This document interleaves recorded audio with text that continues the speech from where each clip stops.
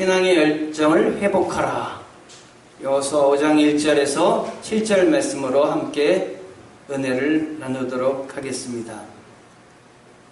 성도 여러분, 구원을 받으셨을 때 그 감격과 기쁨, 지금도 기억하시고 그대로 소유하고 계십니까? 아멘. 이 세대는 종교가 부족해서 망하는 것이 아니라 하나님에 대한 열망이 없기 때문에 망한다. 키에르 케고르가 이야기를 했습니다. 성도에게 있어서 제일 중요한 건 열정입니다. 이 열정이 하나님에 대한 열정이 식으면은 점점 헌신도, 봉사도, 섬김도 싫어지게 됩니다. 대접만 받으려고 우리가 애쓰게 됩니다. 그러나 신앙의 열정이 생기면 남을 대접하게 되고 섬기려고 하게 되고 봉사하게 되게 하려고 하며 주님의 뜻을 내 몸을 통해서 내 삶을 통해서 나타내기 위해서 애를 쓰게 됩니다. 여러분은 어느 쪽에 계십니까? 신앙의 열정이 뜨거워져서 더욱더 하나님을 섬기려고 하십니까? 아니면은 신앙의 열정이 식어서 대접받기를 더 즐거워하십니까? 여러분 모두 신앙의 열정을 회복하시기를 바랍니다. 신앙의 열정을 가지시기를 바랍니다. 그래서 하나님의 기뻐하시는 일을 더 찾아서 애쓰는 주님의 성도가 되기를 바랍니다. 오늘 신앙의 열정을 회복하라 라는 말씀에서 이 말씀을 풀기 위한 실마리를 저는 오늘 말씀에 그 한 단어에서 찾았는데요. 바로 무슨 단어냐면 할례라는 단어입니다. 오늘 본문에는 할례라는 단어가 나옵니다. 할례는 여호와는 우리의 하나님이 되시고 우리는 그의 백성이다 라는 의미입니다. 하나님과 백성들이 상호간에 맺는 계약이 할례입니다. 즉 할례를 통해서 하나님은 우리 하나님이 되시고 우리는 하나님의 백성이 된다 라는 계약입니다. 하나님은 출애굽 후에 모세를 통해서 할례를 시행하셨습니다. 할례를 통해서 하나님은 이스라엘의 구원자가 되시고 백성이 되시고 그들을 지키셨습니다. 그리고 이스라엘 백성들은 다른 민족과 달리 하나님을 찬양하고 하나님을 열심히 섬겼습니다. 그런데 시간이 지나자 홍해를 탈출하고 나온 감격이 그들에게서 사라져 갔습니다. 10년, 20년, 30년, 40년 동안 점점 잊혀져 갔습니다. 그래서 그들은 처음에는 하나님의 백성으로서 할례를 철저히 지켰지만 시간이 지나면서 할례를 잊어버렸습니다. 후손에게 할례의 계약을 시행하지 않았습니다. 하나님께서 필요할 때마다 먹을 것을 주시고 때에 따라 만나와 메추라기를 내려주셨고 그들이 목이 마르다가 하자 강해에서 반석에서 샘물이 터게 해주셔서 가란 그 목을 축여 주셨습니다. 이스라엘 백성들은 광야에서 살고 있는 동안 하나님을 더 섬겨야 되는데 광야의 끝없는 사막 가운데 거하게 되자 그들이 이미 노예 생활에서 떠났던 애굽을 더 찾아보며 그리워하게 되었습니다. 그래서 늘 기쁨과 은혜 가운데 지나기보다는 불평과 불만 가운데서 사막 가운데서 지냈습니다. 사실은 광야 모든 것이 척박한 광야보다는 애굽이 더 그들에게 살기 좋은 곳이었습니다. 그러나 그들은 하나님께서 미래에 가나안 땅을 주시겠다고 하는 비전을 잃어버렸습니다. 그래서 애굽에서 노예 생활하던 과거를 그리워하며 그곳에 돌아가기를 애쓰며 바로 거기에서 고깃가마에서 고기를 구워 먹던 때를 떠올리며 애굽으로 들어가자, 애굽으로 들어가자라고 외쳐댔던 것입니다. 그리하여 그들을 이끌고 나온 모세를 원망하며 모세 지도자에게 시비를 걸었던 그들입니다. 과거를 그리하며 노예 생활에 머물러 있어서는 안 되는데 그들의 삶 가운데 하나님에 대한 가나안 땅을 주시겠다는 비전은 잊어버리고 과거로 옛날 노예로 죄된 생활로 돌아가고자 그들은 했던 것입니다. 이런 선조에게서 하나님은 새 시대의 비전을 발견할 수가 없었습니다. 이런 과거를 돌아보며 집착하는 사람에게 미래에 대한 비전을 보여주실 수가 없으셨습니다. 그래서 광야에서 태어나서 조금도 과거를 기억하지 않고 죄된 노예 생활을 기억하지 않는 새로운 후손들로 하여금 하나님은 가나안 땅을 들어가도록 인도해 주셨던 것입니다. 그렇게 하나님은 결정하였습니다. 그런데 문제가 생겼습니다. 이제 앞에 있는 가나안 땅으로 들어가기 위해서는 요단강을 건너야 했습니다. 그런데 이 백성들이 요단강을 건널 준비를 하나도 지금 하지 않고 있는 것입니다. 사실 요단강을 들어가려면 다리를 놓거나 배를 통해서 요단강에 들어가야 되는데 어떻게 다리도 준비되어 있지 않고 배도 준비가 되어 있지 않은 것입니다. 앞에 놓인 요단강을 보면서 건너야 된다는 그런 하나님의 명령은 떨어졌지만 얼마나 요단강을 앞에 두고 두려웠겠습니까? 그들에게 해결할 방법이 아무것도 없었던 그때에 하나님께서 요단강의 물줄기를 바꾸시고 백성들의 길갈의 평지에 올라서게 하셨습니다.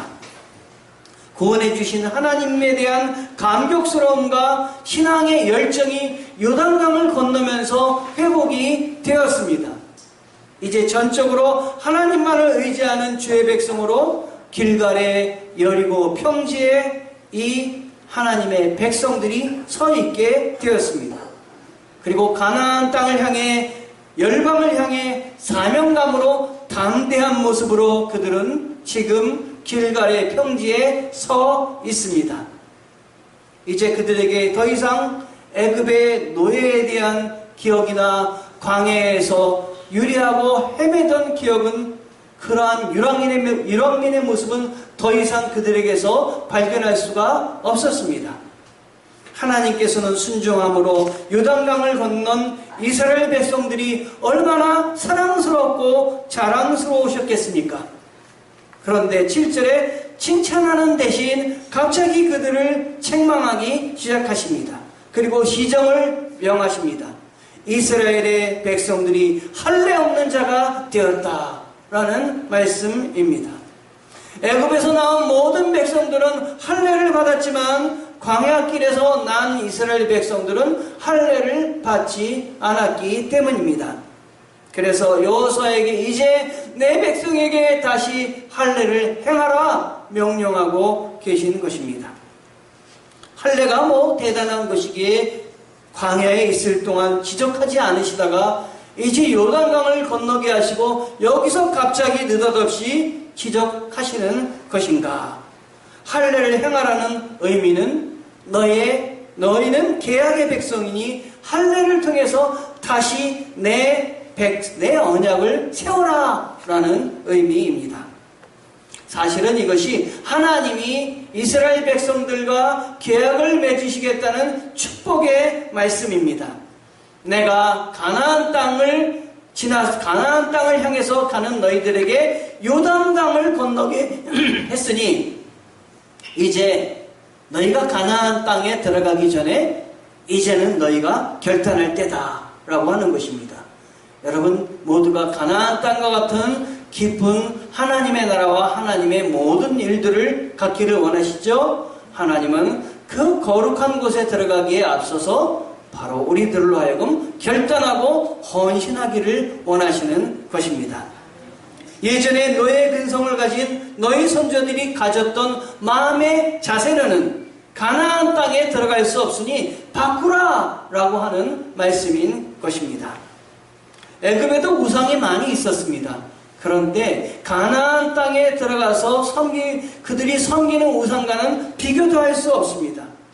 더 많은 거짓 신들이 가나안 땅에 존재하고 있습니다. 만약 하나님의 거룩한 백성으로서 정체성을 갖지 않고 가나안 땅에 들어간다면 결국 가나안 사람들과 똑같은 모습으로 동화되어서 살아갈 수밖에 없기 때문에 이제 하나님은 이 백성들과 계약을 맺으려고 하시는 것입니다. 그 계약이 바로 그 증표가 할례인 것입니다. 하나님은 그래서 이스라엘 백성들에게 할례를 명령하시고 여호수아에게 너희 백성들에게 할례를 행하라 이야기하고 계십니다. 이스라엘 백성들은 이 할례를 행하라 이 말에 어떻게 응답을 했습니까? 그들은 할례를 행했습니다. 모두 다 할례를 받았습니다. 할례 받는 것이 받으면 되지 대단할 것이 있는가 이렇게 생각할 수도 있습니다. 그런데 지금 상황을 보면 할례를 받아서는 안 되는 상황입니다. 왜냐하면 가나안 땅에 요단강을 건너서 가나안 땅에 들어가기 위해서는 적들과 전투를 해야 됩니다. 앞에는 강력한 적들이 있습니다. 할례를 받는다는 것은 싸움을 이길 생각이 없다고 하는 것과 같습니다. 왜냐하면 할례를 받게 되면은 적어도 요즘도 한 일주일 회복되려면 걸리는데 당시에 그 약도 제대로 없는 때에 할례를 받았다. 이것은 한 달간 전투력을 상실하는 것입니다. 즉 각오를 하지 않으면 할례를 받으라는 명령에 모두 다 따를 수가 없는 것입니다. 그러나 그들은 할례를 받았습니다. 이것은 애굽을 그리워하고 애굽의 가치관에 젖어 살던 옛 습성을 버리겠다고 하는 결단입니다. 홍해와 요단강을 건너게 하신 하나님을 우리는 믿는다 하는 것입니다. 이제 우리 하나님과 할례를 통한 계약을 맺는 순간에 이스라엘 백성들에게 노예 시절의 옛 습성은 모두 지워졌습니다. 9절 할례를 행한 이스라엘 백성에게 하나님께서 허락하신 축복의 내용이 나옵니다. 여호수아에게 애굽의 수치를 너희에게서 떠나가게 하셨다 말씀하여 주십니다. 또한 할례를 행한 곳의 이름을 길갈이라고 하셨습니다. 길갈이란 뜻은 굴러간다 그런 뜻입니다. 하나님께서 이곳 길갈까지 오시게 하시고 애굽의 수치를 씻어줄 수 있게 되었다는 것. 애굽의 수치는 바로 노예적 억압과 굴중의 삶이었습니다. 그 수치스럽고 굴욕적이고 고통스러운 애굽을 탈출하고 광해 여정을 거치는 동안 온몸에 붙어있던 수치가 이제 그들에게서 완전히 굴러가고 떠나갔다라는 뜻입니다. 이스라엘 백성들이 여호수아의 인도로 걸어서 요단강을 건넌 소식이 주위 나라 백성들에게 알려졌습니다. 여호수아 5장 1절에 보면은 그때 이런 소식을 적고 있습니다. 요단 서쪽의 아모리 사람의 모든 왕들과 해변의 가나안 사람의 모든 왕들이 여호와께서 요단물을 이스라엘 자손들 앞에서 말리시고 우리를 건너게 하셨음을 듣고 마음이 녹았고 이스라엘 자손들 때문에 정신을 잃었더라. 아멘. 이 말씀을 볼 때 이스라엘은 세상이 무서워하는 나라가 되었습니다. 아주 강력한 군대가 되어서 지금 길갈에 서 있습니다. 애굽의 수치를 너희에게서 떠나게 하셨다, 굴러가게 하셨다는 하나님의 말씀이 결코 허언이 아니었습니다. 주위의 나라 백성들이 다 이스라엘 백성들로 말미암아 떨고 있었습니다. 할례는 바로 하나님과의 언약의 증표입니다. 바울은 스티마타 이렇게 이야기를 했습니다. 내 안에 예수의 흔적이 있다라고 하는 말씀입니다.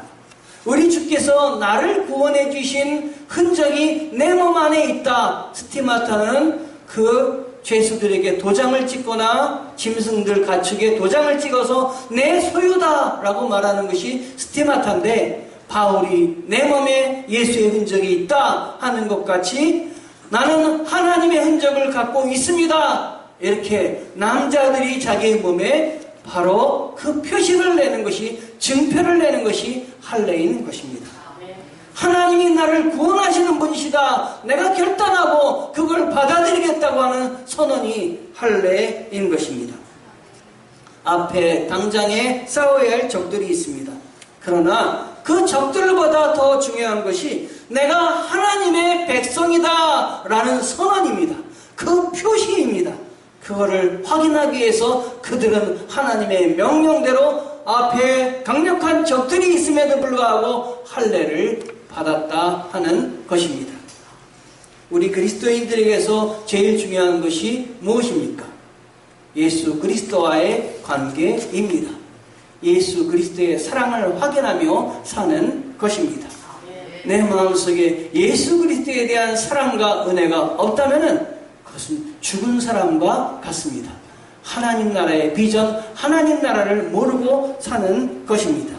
내가 예수의 핏값으로 용서받고, 내가 예수의 핏값으로 은혜를 받고 부활의 은혜를 얻었으며 성령을 체험해서 하나님의 은혜 가운데 살고 있다고 하는 것을 인정하고 나아가는 것, 무엇보다 하나님의 자녀로서 가져야 할 덕목입니다. 바로 이것을 내가 확실히 알고 내가 하나님의 자녀가 되었다고 그 옛날 이스라엘 백성들이 선언한 그 표가 바로 할례입니다. 주님께서 십자가에서 나의 죄를 대속하셔서 내가 그 은혜로 구원받았다고 하는 사실에 올바로 서야 할 것입니다. 이렇게 올바로 설 때 우리의 신앙에서 기쁨과 은혜가 넘치게 되고 어떤 상황도 이겨낼 수가 있는 것입니다. 제가 평내에 와서 목회하기 위해서 살던 지역에서 이사를 오던 날, 오늘같이 비가 쏟아졌는데, 오늘 쏟아진 정도는 아무것도 아니고 아주 정말 억수같이 비가 쏟아졌습니다. 제 동생이 이사한다고 하는데 비가 억수같이 쏟아지니까 전화가 왔습니다. 형, 비가 이렇게 억수가 쏟아지는데 어떻게 이사를 가지? 그래서 제가 걱정 마, 나는 비는 한 방울도 안 맞고 이사할 거야, 선언을 했습니다. 제 선언은 뒤에는 하나님의 일꾼인 내가 지금 목회하기 위해서 이사를 가는데 비가 와, 비 한 방울도 안 맞아 걱정하지 마, 이런 하나님을 믿는 그 믿음에서 허풍을 떤 것이 아니라 믿음으로 이야기를 한 것이에요. 그걸 제 동생만 들은 게 아니라 저희 가족들도 다 들었어요. 그랬더니 전화에 목소리가, 제 그걸 이야기하자마자 제 동생의 목소리가 울려나오는데 어떤 목소리가 울려나냐면 좋지, 형 말대로 비 한 방울도 안 맞고 갈 거야, 이렇게 이야기를 했습니다. 이삿짐 센터 직원들이 왔어요. 이렇게 비가 많이 오는데 이사를 어떻게 하죠? 염려하는 거예요. 그래서 제가 그분들에게도 똑같이 이야기를 했습니다. 우리 하나님께서 비 한 방울도 안 맞게 해주실 것입니다. 앞에 우리 하나님은 뺐어요. 제 마음속으로 우리 하나님께서 뒤에 비 한 방울도 안 맞게 해주실 겁니다, 이건 얘기를 했어요. 나는 우리 하나님이 지켜주실 거다. 어떤 상황에서도 비록 내가 이사가는 거지만 또 내 삶에서 어디로 이사가야 될 때 하나님이 나를 지키시리라, 끝까지 나를 도우시리라, 이렇게 믿고 갔어요. 근데 놀랍게도 이삿짐을 내리는 동안 그 펑펑 쏟아지던 비가 딱 그치는 거예요. 이삿짐을 다 집어넣었더니 그때부터 비가 오기 시작하는데 이 평내까지 들어올 동안 막 비가 억수같이 쏟아지는 거예요. 어떡하죠? 그러다가 12시가 다 됐어요. 그래서 제가 12시가 돼도 비가 쏟아지더라고요. 그래서 제가 이삿짐 센터 직원들에게 이렇게 얘기를 했습니다. 점심 먹고 합시다. 점심 먹고 나면 이제 비가 그칠 겁니다. 점심 먹고 이삿짐을 내리려고 했는데 비가 딱 그쳤어요. 이삿짐을 다 풀고 완전히 풀었더니 그 다음부터 다시 비가 오기 시작을 했어요. 저희는 비 한 방울 안 맞고 왔습니다. 하나님이 제가 기도할 때 저의 방법을 이끌어 주심을 믿습니다. 믿는 자들이 어떤 문제를 놓고 기도할 때마다 하나님이 열어주심을 믿습니다. 살아계신 하나님을 붙들고 열정을 회복해서 신앙생활을 하십시오. 하나님이 기뻐하여 주실 것입니다. 돌아보면 우리가 힘들고 지칠 때는 주님께서 주신 십자가를 붙잡지 못했을 때입니다. 그러나 어떤 일을 하든지 하나님께서 나를 구원해 주신다, 하나님께서 나와 동행하여 주신다, 십자가의 은혜를 붙잡고 있으면 두려울 것이 하나도 없습니다.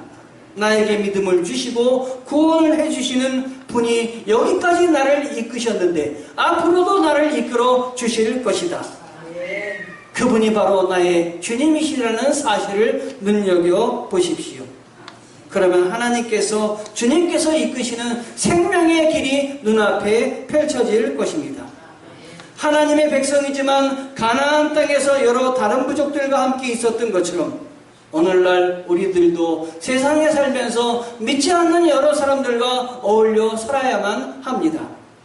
우리에게 필요한 것은 비록 우리가 세상 한가운데 있을지라도 세상과 구별되어야 한다는 것입니다. 지리적으로 구별되어야 하는 것이 아니라 성결한 삶으로 신앙의 열정을 가지고 구별하며 살아야 하는 것입니다. 함께 믿지 않는 사람들과 살지만 그들과 다른 삶을 살아나가야 하는 것이 하나님의 백성에게 주어진 사명입니다. 죄와 싸우고 세상 가치관과 싸우고 세상 사람들이 물질 만능으로 살 때에 우리는 주님의 자녀로서 빛과 소금의 역할을 감당하며 사랑하며 섬기며 아껴주며 살아야 되는 것입니다. 그런데 우리들의 지금 삶의 모습이 어떻습니까? 여러분은 어떻게 살고 계십니까? 요즘 세상의 문제 가운데 있는 사람들 보면 거의 빼놓지 않고 기독교인입니다. 안타깝게도 어쩌면 신앙의 열정을 회복하자는 말은 구호로만 그칠 가능성이 많습니다. 성도 여러분, 정말로 하나님 중심적으로, 교회 중심적으로 말씀을 최우선으로 해서 살아나가기를 원하십니까? 그렇다면 여러분, 신앙의 열정을 반드시 회복하셔야 합니다. 마가복음 3장 21절을 보면 복음을 전하시는 주님을 향해 친척들이 뭐라고 얘기했는지 아십니까? 붙들러 나온 것을 볼 수가 있습니다. 함께 살고 있는 가족들조차도 주님이 누구이신지 메시아인지 구원자이신지 모르고 나와 똑같은 가족이다 이렇게 생각을 했습니다. 그래서 주님을 따르지 못했고 이해하지 못해서 드디어는 주님이 미쳤다 여겨서 주님을 붙잡으려고 왔습니다. 그러나 우리 주님은 항상 사명에 열심이셨습니다. 누가 돕든 돕지 않든 주님은 끝까지 나는 나의 길을 가겠다 하고 묵묵히 걸어 나가셨던 분이십니다. 그러면서 누가 나의 가족이냐, 누가 나의 친족이냐 주님은 말씀하여 주셨습니다. 주님의 뜻대로 사는 자가 주님의 친족이며 주님의 가족입니다. 우리가 열심히 교회에 다니지만 하나님의 뜻대로 하나님의 은혜대로 하나님을 바라보며 살지 못하면 주님의 자녀가 될 수가 없습니다. 주님은 사대교회를 향해 내가 살아있다고 하는 이름은 가졌으나 죽은 자로다 말씀하여 주셨습니다. 처음 열정을 잃은 교회와 성도는 죽은 자와 같습니다. 너희가 이같이 어리석으냐? 성령으로 시작했다가 이제는 육체로 마치겠느냐? 갈라디아서 3장 3절 말씀입니다. 에레미야 선지자는 이렇게 얘기했습니다. 에레미야 20장 9절에서 내가 다시는 여호와를 선포하지 아니하며 그의 이름을 말하지 아니하리라 하면 나의 마음이 불붙는 것 같아서 골수에 사무치니 답답하여 견딜 수 없나이다.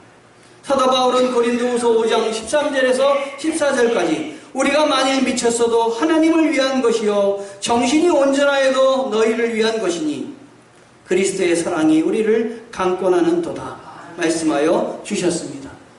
우리 주님께서 계시록 2장에서 에베소 교회를 향해서 책망하셨는데 성도 여러분, 그 책망하신 말씀이 무엇인지 기억나십니까?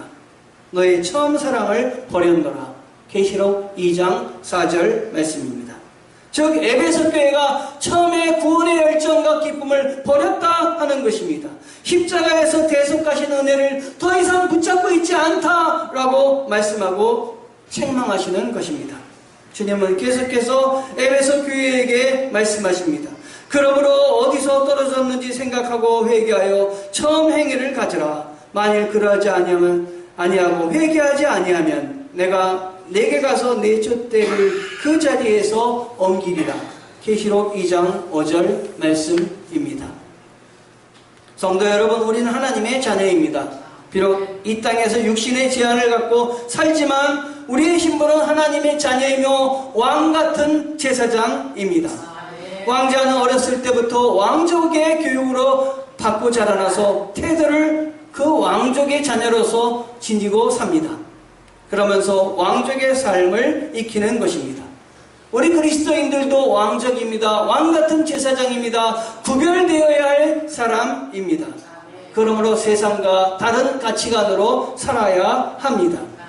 오늘 말씀에서 가나안 땅에 들어가기 위해서는 강한 전쟁을 치러야 함에도 하나님께서는 할례를 행하기를 원하셨습니다. 수술을 받은 사람에게 무슨 전투력이 있겠습니까? 전쟁을 할 수 있을 정도로 몸이 회복되려면 오랜 시간이 걸려야 되는데, 그럼에도 불구하고 할례를 명한 하나님께서 이스라엘 백성에게 주시는 메시지는 무엇입니까? 전쟁의 승리는 나에게 있다 하는 것입니다. 내가 전쟁할 테이니 책임은 결과는 나에게 맡기고 너희는 이방인과 구별되게 살아라 라는 메시지입니다. 신앙의 열정을 되찾으라 라는 말씀입니다. 비록 이 땅에서 믿지 않는 사람들과 부딪혀 사업도 하고 또 교제도 하고 살아가야 됩니다. 때때로는 그들과 함께하는 모든 일들을 똑같이 해야 하는 상황이 올지도 모릅니다. 그렇지만 믿음을 가지고 구별된 삶을 살아라 우리에게 주님은 말씀하여 주시는 것입니다. 이에 백성들이 뭐라고 응답했습니까? 할례를 행함으로 그대로 순종을 했습니다. 백성들이 할례를 받는 순간은 언약을 내 몸에 기억하며 살겠다고 결단하는 순간입니다. 이 결단이란 옛것을 잘라내고 정한 마음으로 다시 마음을 잡는다라는 마음의 결단입니다. 행동으로 언약을 새기겠다는 의미입니다. 할례를 받겠다고 결단하는 것은 내가 도대체 어떤 사람인지, 내 뿌리가 누구인지, 내 뿌리는 하나님이다 라고 우리가 고백하는 것입니다. 나는 하나님의 백성이라고 선언하시기 바랍니다. 이때 성령께서 임재하여 주십니다. 영으로 충만하게 되고 신령과 진정으로 예배를 드리게 되며 뜨겁게 기도와 찬양이 내 마음속에서 회복되게 됩니다. 오늘 읽은 말씀 뒤에 13절과 14절에 느닷없이 등장하는 여호와의 군대 대장이 나옵니다. 여호수아 5장 13절과 14절에 보니까 여호수아가 여리고에 가까이 이르렀을 때 눈을 들어 본즉 하나님이 칼을 빼어 손에 들고 마주서 있는 한 사람이 칼을 빼어 손에 들고 마주서 있는지라. 여호수아가 나아가서 그에게 묻되 너는 우리를 위하느냐 우리의 적들을 위하느냐 하니 그가 이르되 아니라 나는 여호와의 군대 대장으로 지금 왔느니라. 군대 대장으로 왔느니라. 이 부분은 이스라엘 이끄시는 분이 하나님이고 하나님이 너희들에게 이 전쟁을 승리하게 하기 위해서 내 군대 대장을 파견했다라고 하는 말씀인 것입니다. 가나안 땅으로 들어서는 백성들을 인도하는 분은 모세의 전통이나 젊은 지도자 여호수아가 아니라 군대 대장이다, 하나님이다 라고 선포하고 계신 것입니다. 하나님은 백성들의 눈을 열어 자신들을 인도하는 목자가 하나님이시라는 사실을 분명히 했습니다. 지금 길을 인도하는 주의 군대대장 사자를 통해 이스라엘 백성들은 새로운 언약 백성의 첫 발을 내딛고 있습니다. 하나님 우리를 눈동자같이 보호하여 주십니다. 안승현 전사가 어제 아빠 우리 눈의 눈동자에는 핏줄이 없어요 이런 말을 하는 거예요. 하나님이 오묘하게 우리를 지었습니다. 핏줄이 있으면 그 핏줄 때문에 앞에 볼 때 핏줄이 이렇게 있는 것이 보인대요.